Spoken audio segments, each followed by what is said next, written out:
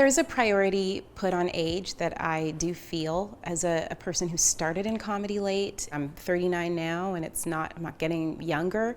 And I get a little frustrated by the 30 under 30 lists. I'd like to qualify for the I'm hanging in over 36 list. The first time I wanted to do stand-up was actually kind of an accident. I had been dumped pretty harshly, so I decided to take a hobby and I took an improv class. I loved the comedy of it. I hated working with others. I have a lot of fears. They've kind of run my entire life. Basically, I have this anxiety of messing up publicly. It does seem strange that a person who's so afraid of failing publicly would step to stand-up comedy, but I'm more afraid of not being able to do stand-up than I am afraid of failing at it.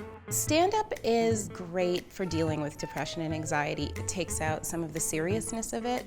I have had a few different therapists. A big problem of mine is problem avoidance. So the minute I kind of have a breakthrough moment with a therapist, I tend to not show up for the next appointment or ever again. I think having nothing to lose makes me more honest. I feel like I do comedy for the most part anonymously. I'm not a famous person, so there is a little bit of a freedom to say what you want. The idea of being famous, it doesn't appeal to me for that reason. As a Black woman, I represent a minority in comedy in Canada. I don't want to feel like I'm getting an opportunity because I'm a Black woman, but sometimes I definitely do feel that way. There's a lot of self-doubt that creeps in with being one of very few.